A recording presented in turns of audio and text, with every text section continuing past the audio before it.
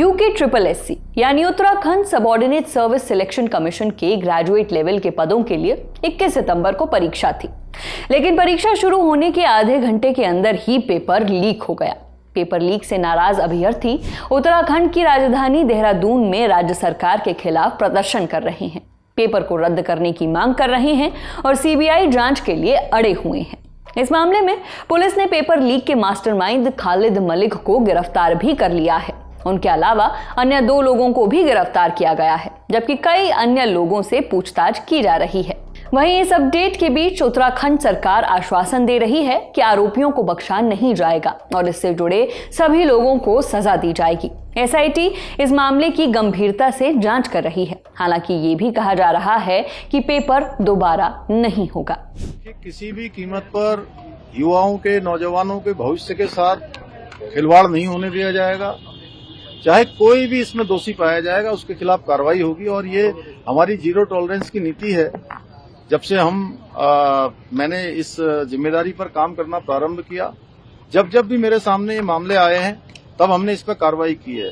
100 से ज्यादा नकल माफिया पहले ही जेल के सलाखों के पीछे जा चुके हैं। अभी इस पर कार्रवाई चल रही है। एक आरोपी इसमें पकड़ा गया है और उसकी पूरी जांच हो रही है। सारी एजेंसियां जांच कर रही है। जांच के बाद छात्रों के हित में वो सभी निर्णय लिए जाएंगे जो जरूरी होंगे। CM धामी ने इसके अलावा ये भी कहा है कि प्रदेश में युवाओं को भड़काने के लिए नकल जिहाद शुरू किया जा रहा है। उन सभी नकल माफियाओं और जिहादियों को जब तक मिट्टी में नहीं मिला दिया जाएगा, वो चैन से नहीं बैठेंगे। इस मामले पर अब राजनीतिक प्रतिक्रियाएं आना भी शुरू हो गई हैं। कांग्रेस सांसद प्रियंका गांधी वाड्रा ने छात्रों के समर्थन में ट्वीट किया। उन्होंने एक छात्र का वीडियो शेयर करते हुए लिखा, ये सिर्फ एक युवक का नहीं, उत्तराखंड समेत देश के अधिकांश युवाओं का दर्द है। आज बेरोजगारी देश की सबसे बड़ी समस्या है, क्योंकि उत्तराखंड, बिहार, उत्तर प्रदेश, मध्य प्रदेश समेत जहां भी भाजपा सरकार में है, वहां बड़े पैमाने पर पेपर लीक हो रहे हैं। परीक्षाओं में व्याप्त भ्रष्टाचार युवाओं का जीवन बर्बाद कर रहा है और प्रधानमंत्री जी मूक दर्शक बने हुए हैं। इन सबके बीच अपना घर छोड़कर सड़कों पर बैठे छात्र पेपर दोबारा करवाने की मांग कर रहे हैं। इनका कहना है कि पेपर लीक नहीं हुआ। जब इनके 3 पेज बाहर आ गए तो कि पेपर लीक नहीं हुआ। हम 2022 से रैली करी, 2015 में रैली करी पेपर लीक के चलते, और हमारे धामी जी से एक ही मांग है कि आप बार बार बहानाबाजी मत करिए, कि आप हमारी एक ही मांग है, कृपया करके आप पेपर को रद्द करा के दोबारा कराइए पेपर, क्योंकि लाखों लोगों की उम्मीदें टूट चुकी है। बच्चे कैसे हालत में क्या कर गए। मैं रुद्रप्रयाग से आया हूँ यहाँ देहरादून, मतलब 3 दिन हो गए मुझे। हम गद्दे वद्दे सब यहीं बिछा के सो रहे हैं। किसी को कोई सुध नहीं कि हम क्या करेंगे, कैसे रहेंगे। हमारे माँ बाप इतने किसान लोग मेरे माँ बाप हैं, और हमें कैसे कैसे करके पढ़ाते हैं। फिर आगे हम खबर सुनते हैं कि पेपर लीक हो जाता है। तो आप ही बताइए कहाँ जाए, क्या करेगा। अब आपको पूरा मामला बताते हैं। इंडिया टुडे से जुड़े सागर शर्मा की रिपोर्ट के मुताबिक 21 सितंबर को UKSSC की ओर से ग्रेजुएट लेवल परीक्षा का आयोजन किया गया था। इस केस का मुख्य आरोपी खालिद मलिक खुद इस परीक्षा में कैंडिडेट था। आरोप है कि हरिद्वार के बहादुरपुर जाट गांव के आदर्श बाल सदन इंटर कॉलेज सेंटर के अंदर उसने एक डिवाइस ले जाकर 3 पन्नों की फोटो खींची।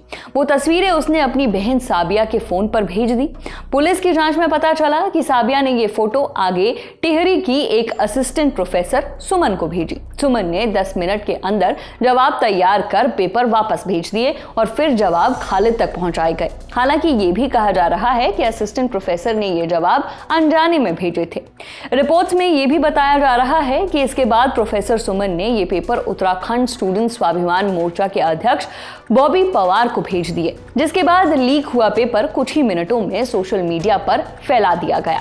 इस मामले में उत्तराखंड पुलिस ने बॉबी पवार, प्रोफेसर सुमन और खालिद मलिक सहित अन्य के खिलाफ FIR दर्ज की थी। ये जानकारी भी सामने आई है कि सेंटर के 18 कमरों में से सिर्फ 15 में ही जैमर लगे हुए थे। खुद पेपर लीक का मास्टरमाइंड खालिद जिस कमरे में पेपर दे रहा था, वहां भी जैमर काम नहीं कर रहा था। हालांकि इन सब चीजों के बीच छात्र ये भी आरोप लगा रहे हैं कि ये किसी एक व्यक्ति का काम नहीं है। वो इस केस में परीक्षा से सिर्फ 1 दिन पहले 2 लोगों की गिरफ्तारी को जोड़ रहे हैं। परीक्षा से पहले यानी 20 सितंबर को देहरादून पुलिस की स्पेशल टास्क फोर्स ने पंकज गौड़ और हाकम सिंह नाम के 2 लोगों को गिरफ्तार किया था। आरोप है कि इन दोनों ने 6 कैंडिडेट से परीक्षा में पास कराने के बदले 12 से 15 लाख रुपए लिए थे। हाकम सिंह को 2021 में भी यूके SSC पेपर लीक के मामले में गिरफ्तार किया जा चुका है। आज तक की रिपोर्ट के मुताबिक पुलिस ने बताया है कि जिस परीक्षा के लिए आरोपियों ने रकम मांगी थी वो 21 सितंबर को होने वाली थी।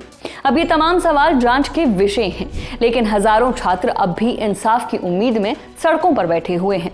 फिलहाल इस खबर में बस इतना ही। आगे जो भी जानकारी आएगी हम आप तक पहुंचाते रहेंगे। देखते रहिए द ललन टॉप। शुक्रिया।